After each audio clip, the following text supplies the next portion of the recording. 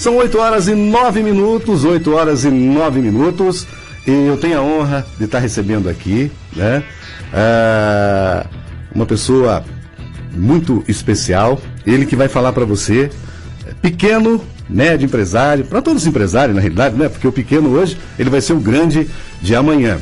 Antes, é uma pessoa que ele tem um vasto conhecimento no mercado, tá? São 40 anos de experiência. Iniciou-se profissionalmente em 1975 como supervisor de instalações elétricas em obras prediais, residenciais, empresa brasileira. Atuou em marketing, vendas, administração de contratos para de eventos de alta tensão em multinacional. Atuou também em marketing e vendas de equipamentos de alta tensão, tendo como cliente as concessionárias de energias. Atuou no comércio de serviços e atuou como lojista. Atuou também em serviços de fretes rodoviários. Atua em mercado imobiliário para loteamentos residenciais e empresariais. E atua também em stand-ups, né? Formou-se em engenharia elétrica, modalidade eletrotécnica, em 1979. Passou pelas faculdades Getúlio Vargas, né? E também ele é mestrado. Eu vou conversar agora com o senhor Ailton Vendramini. Muito bom dia, senhor Ailton. Tudo bem com o senhor? Bom dia, obrigado pelo convite de estar aqui, né? Já peço desculpa de saída, porque cheguei agora faz 10 segundos. Pegou o trânsito também, né? Hoje não tem jeito, né? No quilômetro 103 ali da Anhanguera, né? Eu não estava preparado para isso, para pegar esse trânsito, mas graças a Deus chegamos bem. Um bom dia para você e obrigado mais uma vez pelo convite. Tá certo. Obrigado, senhor, pela presença.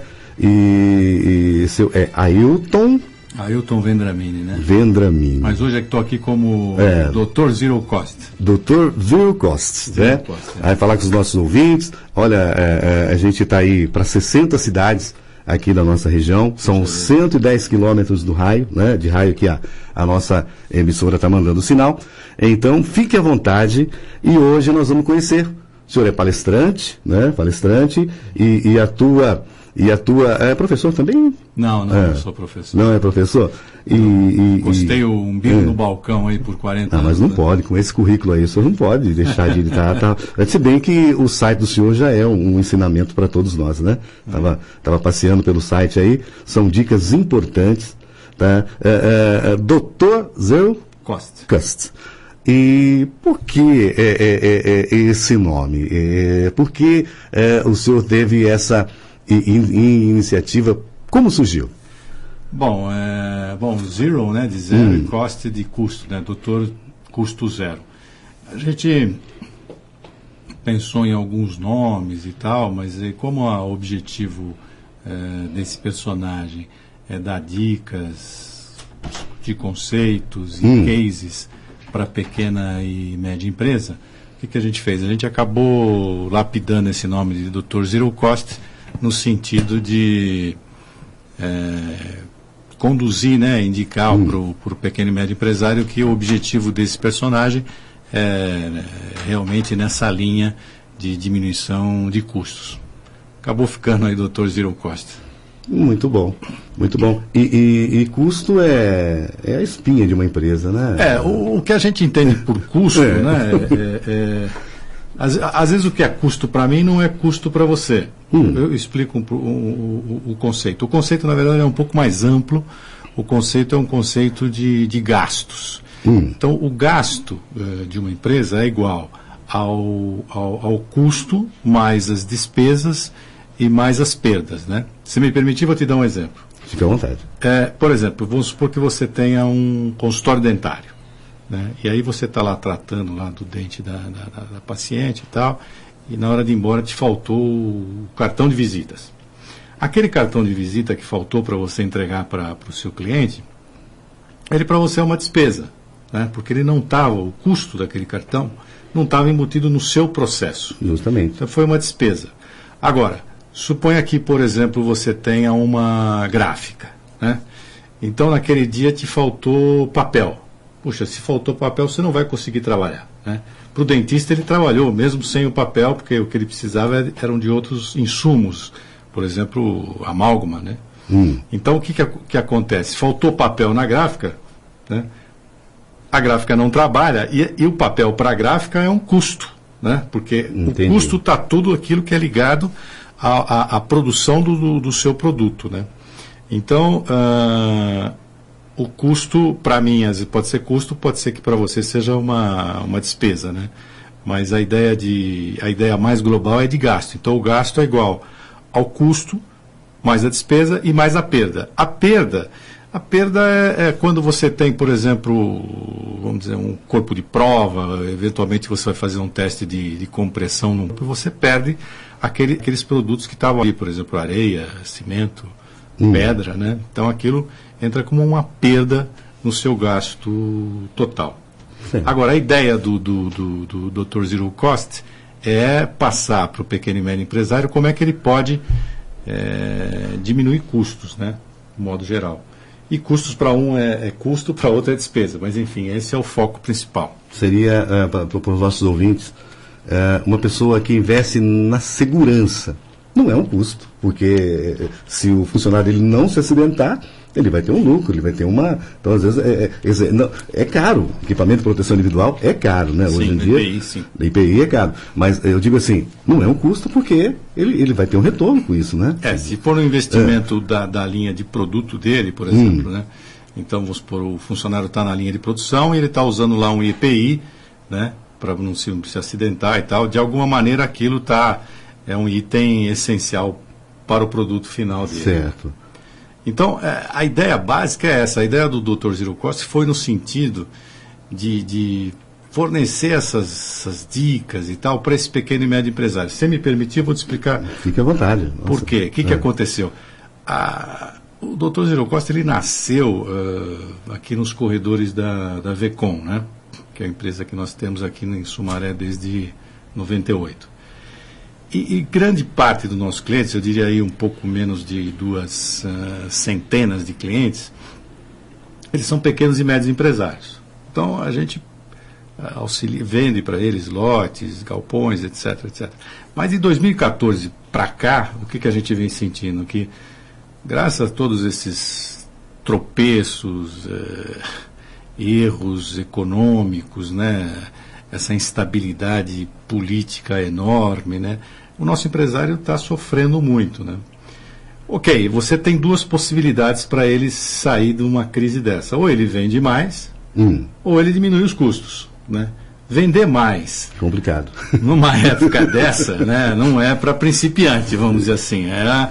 Vender mais, obviamente que é possível, né? Principalmente se você tem vamos supor, uma participação desprezível no mercado, então você tem lá um bar, uma coisa assim, você pode até conseguir vender mais, né? Agora, se você já tem uma participação relativamente interessante no mercado, é difícil você não sofrer quando o mercado encolhe, né? Todo mundo passa, né? Todo mundo sofre, né? Todo mundo encolhe, né? Você tem que regular a água ali na torneira sua. Então, a outra saída da torneira, vamos dizer assim, seria regular os custos, né? Vamos dizer. E aí a gente surgiu com esse personagem nos corredores da Vecon, falou assim, bom, vamos tentar auxiliar esse empresário a diminuir custos. E aí a gente começou lá atrás, por exemplo, tentando executar essa parte de facilities, né, que é manutenção de empreendimentos, serviço de portaria, enfim, essas coisas comuns quando você tem praticamente um loteamento industrial. Ocorre que, depois de 1 ou 2 reuniões com o pessoal, a gente descobriu que os problemas são muito maiores do que esse, né? São tudo que você pensar é problema para o empresário. Então, por exemplo, o empresário tem lá 8, 10 funcionários. Puxa vida, como é que ele vai contratar um plano de saúde para esse pessoal? Né? Ele não tem força, não tem musculatura para chegar numa grande instituição e falar, não, eu quero um contrato diferenciado, eu quero alguma coisa assim para poder baixar custo. E quando você está, por exemplo, num loteamento, alguma coisa nesse sentido, você tem lá assim, 100 empresas, né? Então, vamos supor, o seu poder de barganha melhora. Só que para não contaminar, vamos dizer assim, o foco principal, o core business, né, da Vecon Empreendimentos, o que a gente fez? A gente criou esse personagem e para esses nossos clientes. Então, assim, olha, para você fazer tal coisa, o que você está precisando? Vamos se juntar aqui, vamos tentar... Na verdade, é conjugar o verbo compartilhar. Entendi. Né? E aí de uns meses para cá, de uns 4 meses para cá, o que aconteceu? A gente acabou abrindo essa plataforma, porque muitos dos nossos clientes, eu comentei aqui 2 centenas, mas muitos deles já estão lá no passado, né? Então a gente não tem muito contato.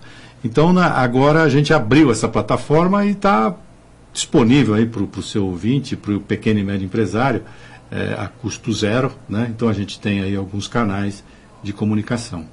Certo.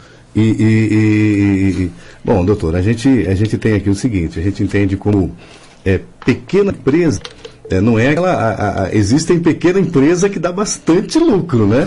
E tem aquela grande empresa que o pessoal nos falou, eles estão preocupados já com a crise.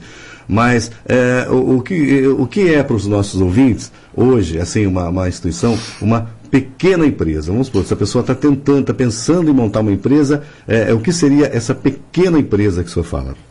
Na verdade, a gente tem algum conceito de dividir a pequena e média empresa. Obviamente que muita gente faz isso por faturamento, por lucro e tal, mas a gente pensa em termos de burocráticos, ou seja, até 7, 9 funcionários seria uma pequena empresa. Entendi. E ali, o que funciona para ele não funciona para um outro de 40, 50 funcionários. Porque o empresário que tem 7 funcionários, ele tem que ser muito mais ágil, né? O Peter Drucker, ele falava, né? Quem vai sobreviver não são as empresas maiores, sim, mas sim as mais ágeis, né? Então esse pequeno empresário que a gente chama é aquele que tem até 7 funcionários. E que, infelizmente, não tem tempo, vamos dizer, principalmente hoje na crise, né? Que ele dispensou o que ele pôde, ele enxugou, ele deu já, mas ele não tem tempo de estudar alguns conceitos de que já estão aí no mercado há muito tempo, de administração, de estratégia, e o Dr. Zírio Costa vem para auxiliá-lo nessa tarefa, né? De ele usar o que ele tem de prático, que ele aprendeu, né, com o umbigo no balcão, certo, e tentar adicionar alguma ideia. Se você me permitir, eu dividiria assim, eu acho que as ideias que ele possui são ideias, plagiando aí um pouco o Descartes, são ideias inatas, né? Ele já tem aquilo, ele ganhou aquela musculatura. O que o Dr. Zírio Costa propõe são ideias adventícias, né, que a gente chama. Ou seja, novas ideias, mas não tentando mudar as ideias dele, as ideias inatas, não, mas para que ele, junto com as nossas proposições, uma inovação, saia lá na frente com uma coisa, uma inovação, que não precisa ser uma inovação de produto, mas pode ser uma inovação do processo, justamente, por exemplo, para que ele possa diminuir custos. Porque na realidade hoje as empresas têm que se readaptar. Não tem como, né? Hoje mudou, hoje, para você ter uma noção, a gente vê que público-alvo hoje, o alvo está mudando a toda hora. Então, às vezes a pessoa está focando no público-alvo, mas com a internet, com toda essa tecnologia, hoje em dia o empresário já não sabe quem é o público-alvo dele. Né? É verdade. Na verdade, eu podia te comentar o seguinte, o mundo sempre mudou. Né? Vamos dizer, desde a época dos nossos avós e tal, ele vem mudando. A grande diferença hoje em dia é a velocidade com que ele muda, né? Então, o que valia ontem não vale mais hoje, né? Então, esse empresário, às vezes, que fazia alguma coisa no passado, que dava lucro, hoje não está dando mais lucro. Então, a velocidade... Você está dando um exemplo, exemplo que me ocorre aqui no momento. Você vê, nós somos campeões de Fórmula 1, né? Ayrton Senna do Brasil, né? Eu me lembro que meu pai, quando era vivo, escutava, ele se emocionava quando erguia a bandeira e tal, né? O último campeonato do Ayrton Senna foi em 1991. 91. Eu tenho, são 26 anos. Eu tenho 3 sobrinhas, né? Elas nunca viram o Ayrton Senna correr, vamos dizer, né? Viram algum filme, alguma coisa assim, mas nunca viram o Ayrton Senna correr. Então, vamos dizer assim, as coisas estão e o Brasil também não mostrou ninguém, vamos dizer, talvez aí com que tivesse atingido o patamar de sucesso que ele atingiu, né? Então as coisas estão ficando no passado e a gente está vivendo daquilo, né? Então eu acho que a adaptação, a inovação, a melhoria de processo, ela é fundamental. O mundo mudou muito hoje. A gente podia até fazer um bate-papo, se você me convidar numa outra oportunidade, Com só sobre certeza. as mudanças Com do certeza. que a gente, Com a gente certeza. teve, né? Você falou em internet, né? Então a gente hoje, a internet isso é de 1992, né? Então você vê, hoje que o brasileiro está aí agora um pouco mais antenado à internet, mas lá fora é o IoT, né? A internet das coisas, né? Das coisas conectadas e tal. Podemos até fazer um bate-papo só sobre o que mudou principalmente na administração, na liderança, né? Na estratégia, né, dos negócios. Poxa vida, doutor Zercas, e uma pergunta interessante. O doutor nunca vai desestimular o pequeno, aquele que está pensando em começar, porque às vezes a gente faz aí alguns cursos e a pessoa chega, você entende de pipoca? Você vai montar um carrinho de pipoca, mas você conhece o produto? Você já trabalhou? Não, não trabalhei. Então, a função do Dr. Zercas é não desestimular ninguém, é simplesmente falar o que ele vai ter de custo, o que ele não vai ter de custo, assim, para os nossos ouvintes entender mais, né, sobre essa dinâmica desse site interessante, dessa página que o senhor tem.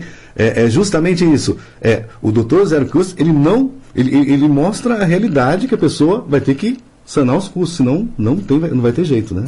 Vamos dizer assim, o empresário brasileiro, ele tem vamos chamar de uma qualidade que outros empresários lá fora não têm. E eu vivi isso na realidade, eu morei um tempo na Escandinávia e posso te comprovar isso. O que acontece com o empresário brasileiro? Ele vive num ambiente extremamente hostil, né? Então, por exemplo, inflação alta, regras que aparecem a todo minuto, são leis novas, são corrupção, instabilidade política, né, são agendas bombas e tal. Esse tipo de ambiente ele não tem lá fora, num país desenvolvido. Então o que acontece? Esse empresário, esse pipoqueiro que você falou aí, ele vamos dizer assim, ele faz um MBA quase que todos os dias, né?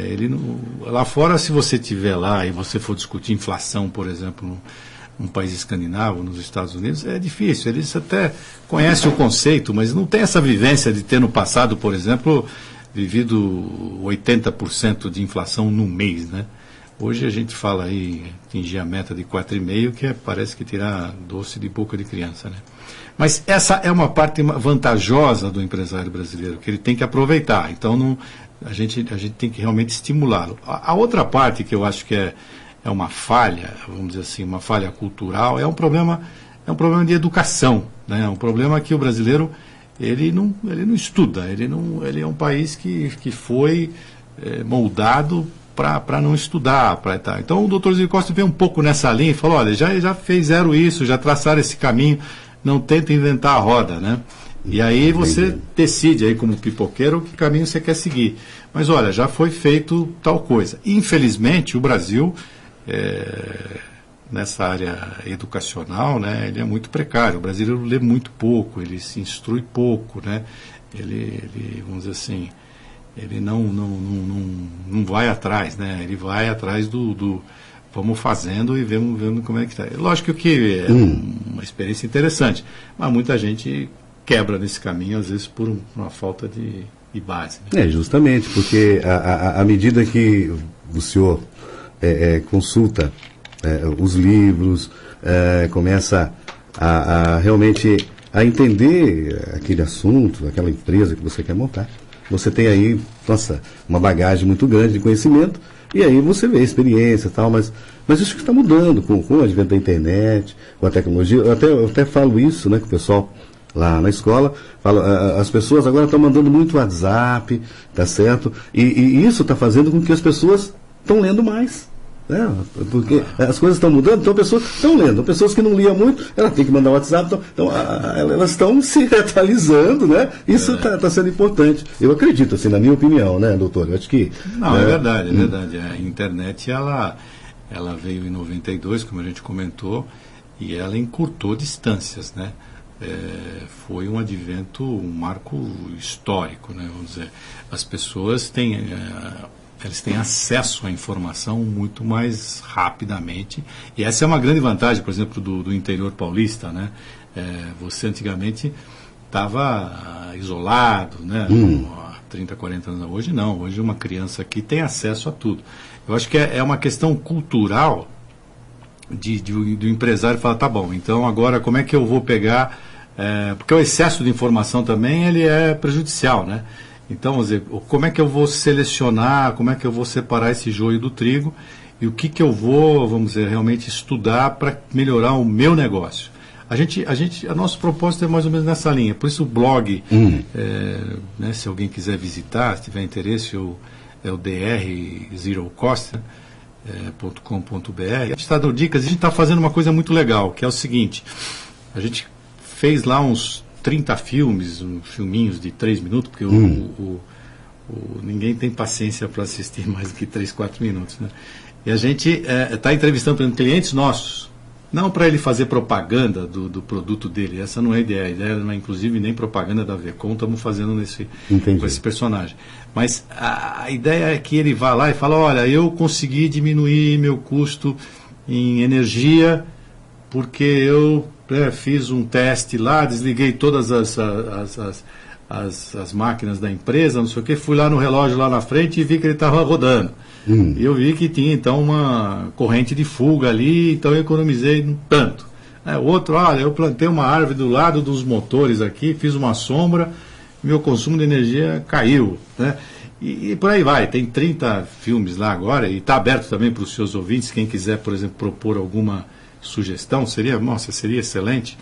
A gente não tem nenhum estúdio de gravação, nada assim profissional, né? Realmente é uma coisa, podemos dizer até amadora nesse momento, mas para dar a dica, uma coisa prática, né? Que o cara fala, então, se eu fizer isso eu consigo receber na minha conta de luz o ICMS que vai na produção. Consegue, né? Então, vai lá, conversa com fulano, podemos até dar uma dica de um advogado, não sei, mas se ele quiser vai sozinho, mas o importante é que ele, porque eu acho que a ideia, a gente falou do verbo compartilhar, né? Eu acho que a ideia agora é assim, a gente tem que se juntar, não adianta o brasileiro ficar isolado, ele tem que participar. Então, vamos dizer, o que está claro é assim, nesse mundo hostil, vamos supor que tenha 100 variáveis, o que ele consegue controlar é 30 variáveis, é 30%. 70% das variáveis não estão mais na mão dele, estão na mão de políticos, na mão da política. Então, o que o Dr. Giro Costa aconselha, aliás, é um dos tópicos do Dr. Giro Costa, é o seguinte, você não precisa ser, eu não aconselho você ter um partido político, eu aconselho você ser apartidário, ou seja, não ter nenhum partido político.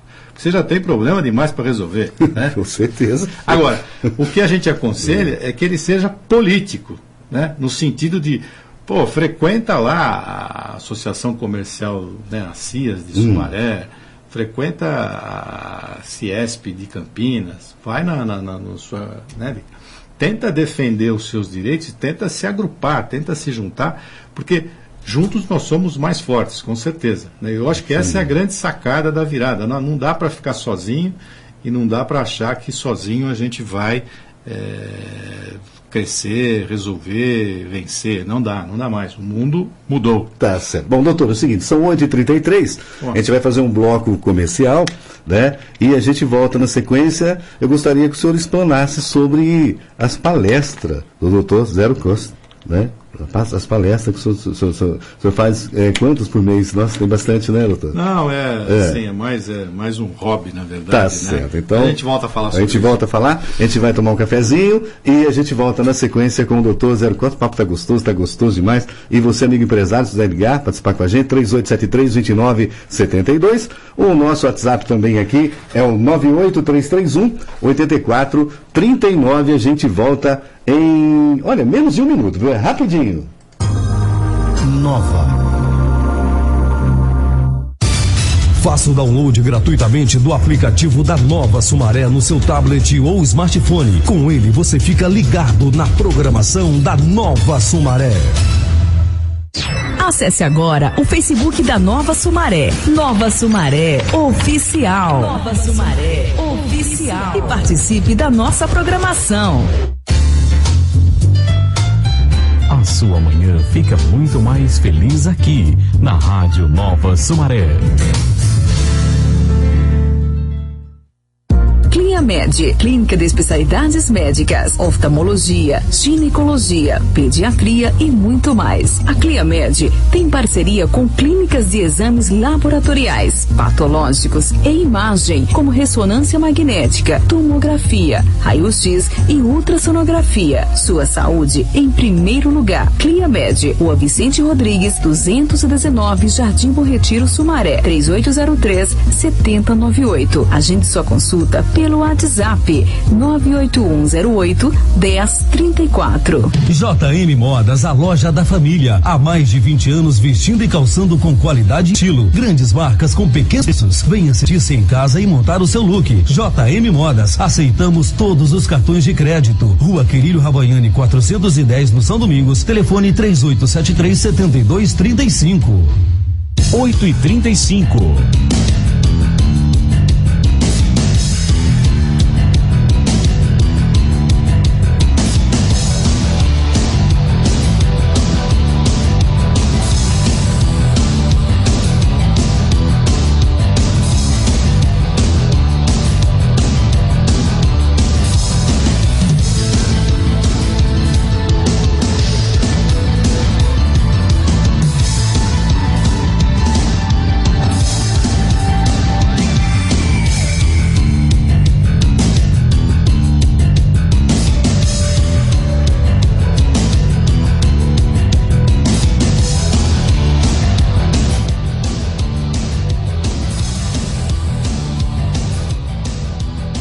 Mas o marcando 8h36, 8h36. Estamos de volta hoje aqui entrevistando o doutor Zero Kuss, chegando com a gente aqui, deixando dicas, o assunto muito importante para você, né? Pequeno e médio empresário. Bom, doutor, vamos aqui abrir já o microfone do senhor novamente. Mais uma vez, obrigado pela presença, viu? A gente sabe que a agenda do senhor é bastante cheia, e o senhor tirando esse espaço para a gente agradece. Bom, uma pergunta para o senhor. É possível dar um exemplo prático de como o Dr. Zero Kuss ajudou ou pode ajudar a pequena e média empresa? Como ele disse, Milton, a gente abriu um canal no YouTube, né, que é o DR Zero Cost, e lá a gente tem uma série de filmes curtos, né, talvez mais de 30 hoje, que estão aí disponibilizados para os seus ouvintes que sejam pequenos e médios empresários, que possam responder essa pergunta. Como, essa pergunta que você me fez, né? Como que o Dr. Zero Cost, ou como você driblou um custo e conseguiu diminuir, né? Existem vários filmes lá. Agora, para citar um exemplo prático, por exemplo, eu vejo, eu estava lá em São Paulo antes de ontem, e você vê, por exemplo, um terreno em São Paulo, ali em São Bernardo e tal, para o pequeno e médio empresário, está aí na faixa de R$2.000 o metro quadrado, né? Um terreno na Lapa, ali tem alguns barracões e tal, na faixa de R$3.000 o metro quadrado. Aqui você consegue por R$500 o metro quadrado, né? Então o empresário que está lá, se houver, por exemplo, condição dele mudar, ele, não só por causa do terreno, mas, por exemplo, a mão de obra aqui, ela é 20% mais baixa do que na Grande São Paulo, né? E você tem aqui, eu pedi para o pessoal nosso levantar lá a quantidade de faculdades no entorno aqui de Sumaré, são 115, né?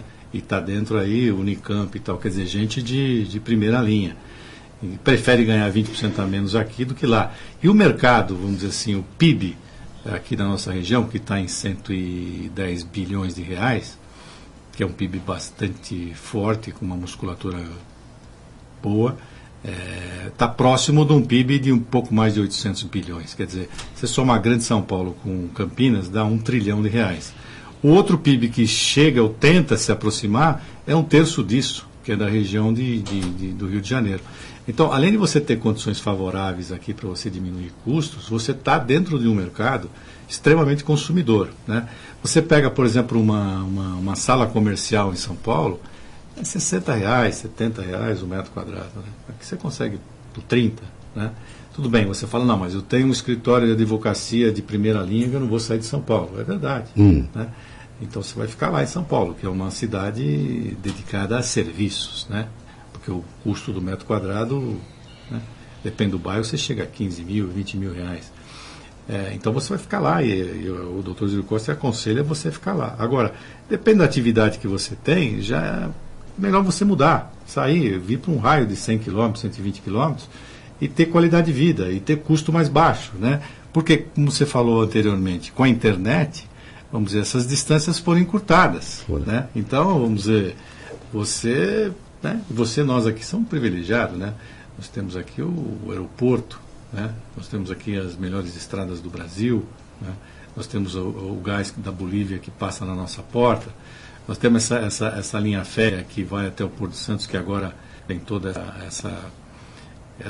esse projeto de duplicação, né? Para exportação e tal, e que eventualmente, se construírem a Norte-Sul, isso vai até São Luís do Maranhão.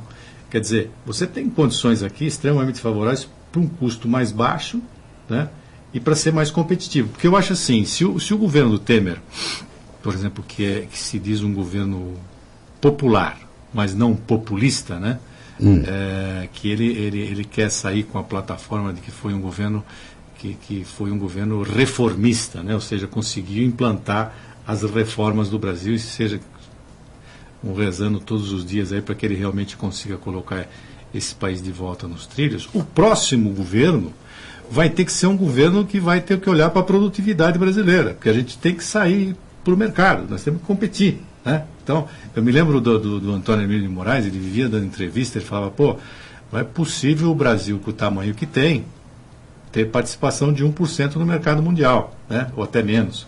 Quer dizer, não é possível, né? Você pega uma Bélgica, por exemplo, né? O terreno da Bélgica hoje é igual a Alagoas, tem lá, não sei, 12 milhões de habitantes, exporta 50% mais do que o Brasil, né? Então, se o Brasil exportou 200 bilhões de dólares no ano, eles exportam 300, uma população igual a da Grande São Paulo. Quer dizer, vou dizer, alguma coisa está errada, né? Vamos dizer, um país com ilhas aí de excelência, né? Aí voltamos um pouco na educação, naquele negócio do brasileiro tentar muito pelo lado do empirismo, né? Vamos fazendo, vamos tentando jeitinho, né? Confunde jeitinho com improvisação, né? Improvisação é uma coisa um pouco mais... Você só pode improvisar quando você realmente já está num determinado nível técnico, né, de conhecimento, de excelência. Aí sim você pode improvisar, mas não improvisar partindo do zero. O senhor acredita que está faltando gestores capacitados? Eu acho que falta sim, eu acho que sim. Eu acho que os CEOs, né, das empresas atuais, eles têm esse lado positivo, que foi esse ambiente hostil que ele tem que sobreviver, né, uma selva isso aqui, né, que você não encontra lá fora, né. Mas por outro lado ele né, ele perdeu, vamos dizer assim, o bonde do estudo, né. Então, por exemplo, você pega um jogador de futebol, ele fala assim, pô, eu jogo bola, eu jogo bem, ele fala assim, já ouviu falar no Pelé? Ele fala, bom, já ouvi falar no Pelé, né? Ah, legal, tal. Aí você pega um administrador. Fala, o que eu sou? Não, eu sou administrador, eu toco minha empresa. Tal. Fala, que livro você leu sobre Peter Drucker? Né? Que é o pai da administração. Não, Peter Drucker, nunca li nada. Né? Ah, não. Ah, tá bom. Então como é que você joga a bola e não conhece o Pelé, entendeu? Você pode até ter críticas contra o Pelé, não jogava bem, jogava mal, chutava não sei o que e tal, mas pô, é uma coisa que... Né? Eu entendo de estratégia, a estratégia da minha empresa e tal, tá bom. E Michael Porter, por exemplo, que é o pai da estratégia, que fez todo aquele mapeamento e tal sobre estratégia e tal, deu um monte de dicas, os entrantes, não entrantes, o que você acha daquilo? Não, nunca li nada sobre Michael Porter, né?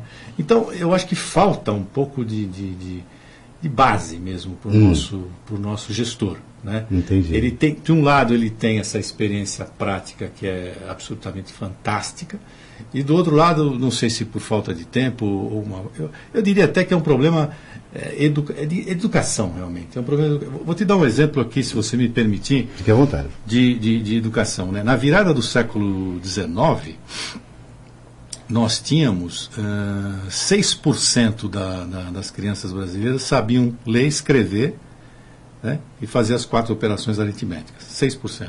Nos Estados Unidos eram 90%. Né? Agora, na virada do milênio, a gente atingiu essa marca. Quer dizer, entre nós e eles, nós levamos 100 anos para que a nossa criança atingisse as mesmas 4 operações. Né? E aí, assim... né, tem lá tudo aquele, né, é difícil comentar, mas vamos dizer, interpretação de texto, enfim, mas ele sabe ler, escrever e faz as 4 operações matemáticas. Mais de 90% das crianças brasileiras. Mas levou 100 anos. Quer dizer, agora, o americano, ele não ficou esperando a gente, né, esses 100 anos. Né? Então, se lá hoje, por exemplo, em alguma escola, curso de improvisação, né? A gente aqui chama de jeitinho e vai fazendo meio que na galega, né? No Bumba Meu Boi, alguma coisa assim nesse sentido. Então eu acho que falta sim para nós uma conscientização de ocupar melhor o nosso tempo, né? E, por exemplo, parar de consumir esses enlatados, né? E realmente se dedicar e se juntar. Eu acho que as pessoas têm que se juntar. Esse é um dos propósitos do Dr. Ziro Costa. Se juntar, vamos discutir, vamos ver o que vocês têm feito de bom e tal. A gente não cobra nada por isso, né? Mas o objetivo é realmente que as pessoas sobrevivam, né? Entendi. Porque, no fundo, vamos supor, não que eu seja bonzinho, mas, por exemplo, a gente financia os nossos clientes. Então, se ele quebrar, para mim não é nenhum interesse que ele quebre, né? É interesse que ele continue me pagando por 5, 10 anos. Então, vamos dizer, o fato da gente não cobrar nada por fazer esse trabalho de blog, e que dá trabalho, hein? De canal de YouTube. Tem que manter ele, tem que atualizar, escrever e tal, e página no LinkedIn, e página no Facebook e tal.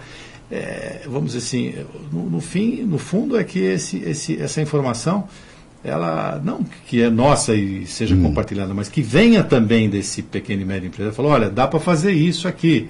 Ou se vamos se juntar aqui, vamos fazer compra de um único local. Ou vamos compartilhar a mão de obra. Nós estamos falando de terceirização, né? Nossa. Por que a gente não vai compartilhar a mão de obra, né? Para poder economizar, né? Por que a gente tem que seguir as leis, né, da época do Getúlio, né?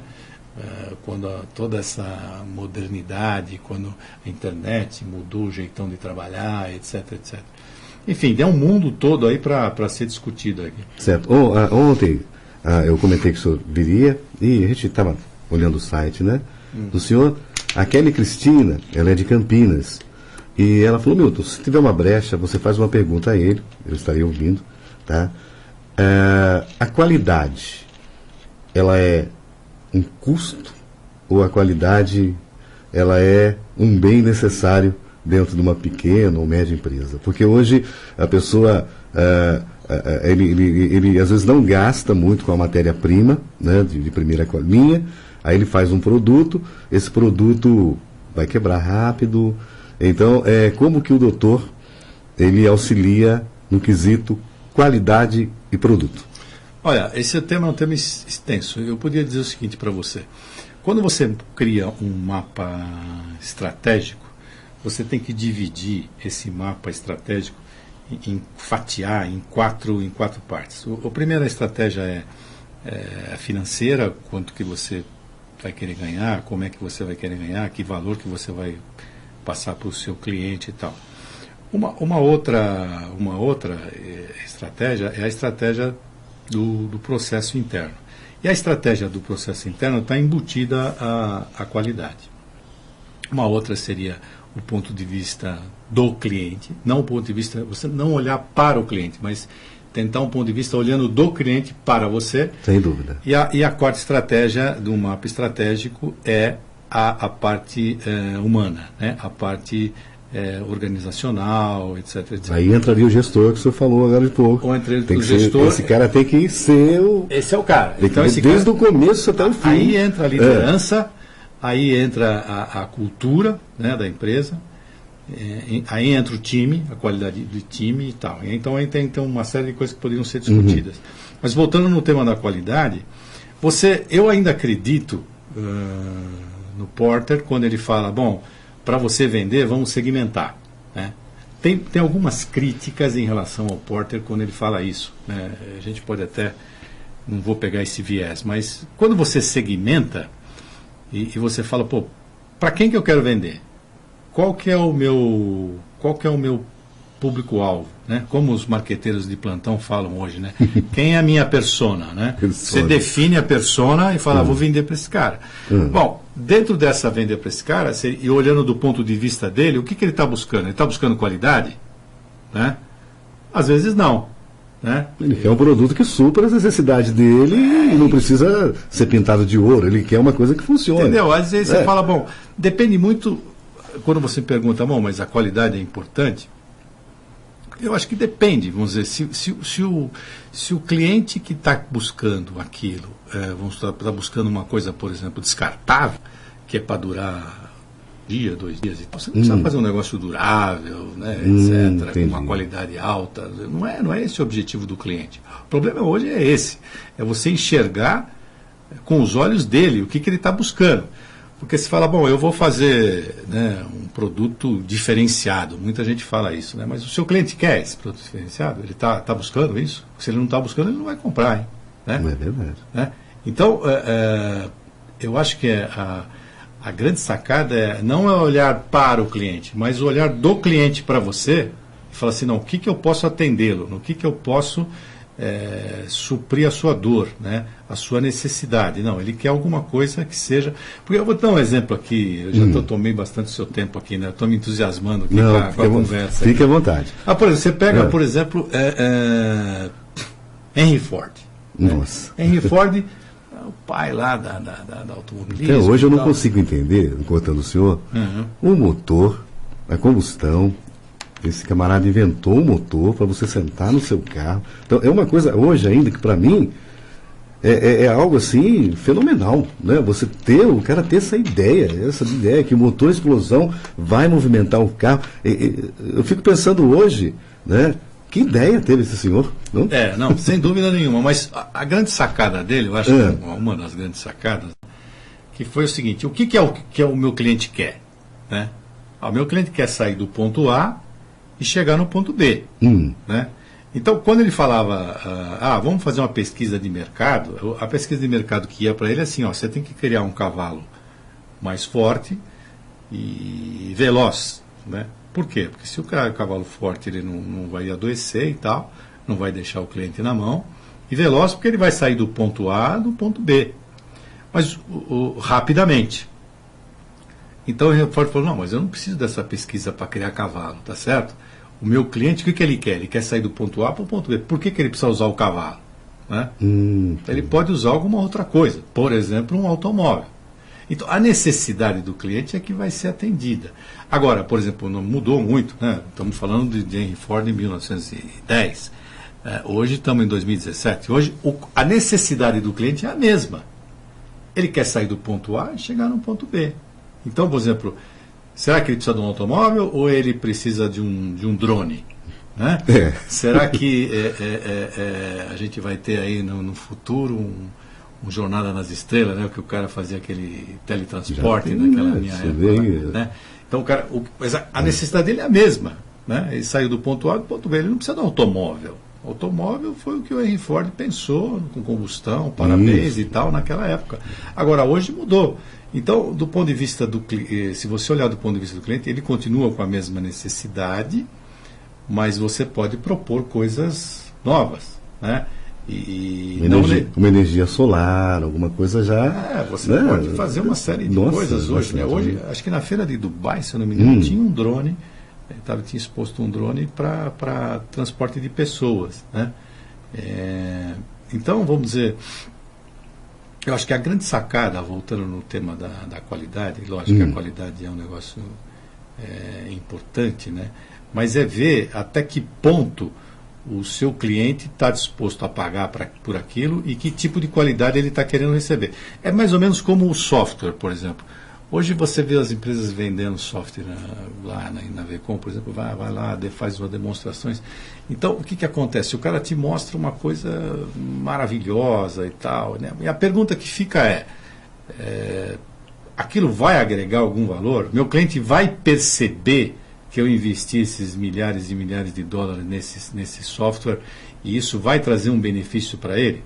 Não. Se a resposta for não, poxa, eu não preciso dessa qualidade, com esses gráficos, com esses dashboards aí, com cockpit, e o tempo real. Não preciso, porque ele não está disposto a pagar por isso, ele não está percebendo isso, né? Então eu posso ter uma qualidade um pouco mais inferior, mas que eu atenda, né? Essa é que eu acho que talvez seja... Certo. Não sei se eu respondi. Não, foi bacana. E com relação a concorrente, ontem também o Luiz estava com a gente lá, o Luiz falou, a concorrência, ela incentiva o empresário a investir mais na empresa dele? O concorrente ele tem um peso muito forte sobre a produção? Ele quis dizer o seguinte, o senhor está fabricando, né?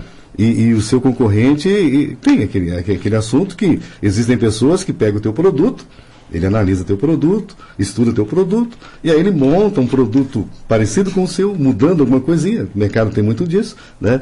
Então, qual a função do concorrente hoje para um pequeno empresário?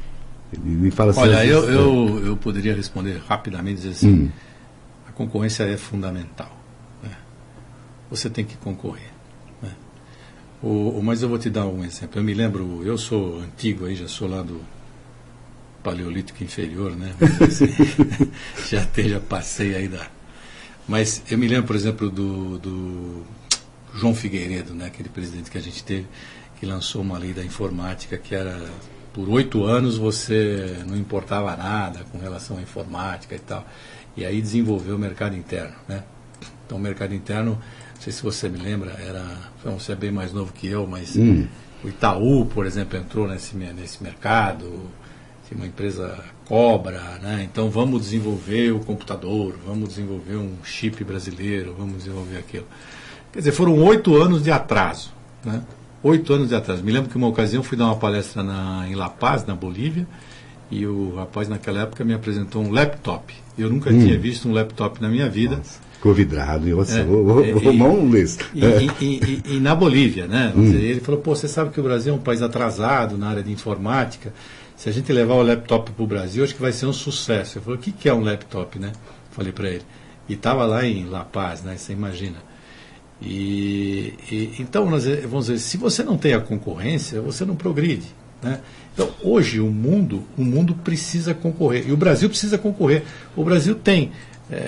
algumas ilhotas aí de excelência, por exemplo, o agribusiness, né, o agronegócio, que graças a Deus desenvolveu tanto e carrega esse país nas costas. Tem que rezar uma Ave Maria toda noite para um pessoal desse, porque as nossas exportações, né, e o que entra de dólar por causa desse negócio.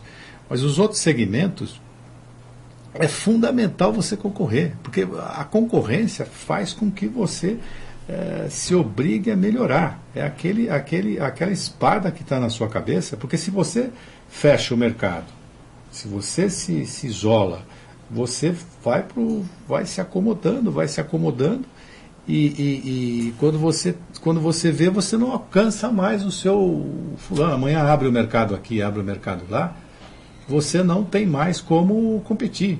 O cara vem aqui, toma conta e compra e vai embora. Assim, olha, põe uma pá de cal na gente e vai embora. É fundamental você competir. Tá certo. Bom, doutor, o assunto é muito grande, realmente. Não, é extenso. É extenso. Acho que tomei bastante tempo, cansei seu ouvinte aí. De forma nenhuma.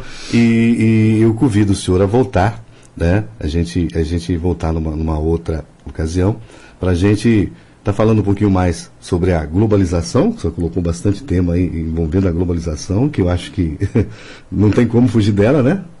A internet das coisas, o senhor comentou muito bem, acho que é um assunto que hoje em dia é atuante. O que a gente poderia, já pegando um gancho que você está falando e fazendo uma sugestão aqui, se não atrapalhar a programação aí, mas, por exemplo, o que a gente tinha, né, o que havia, isso, e aquilo que deve haver, vamos dizer assim, o que está aí não tem como a pessoa ficar fora disso. Não tem como a pessoa ficar fora, senão ele não vai sobreviver. Eu acho que aí dá um papinho interessante, a gente passa tudo isso para os ouvintes.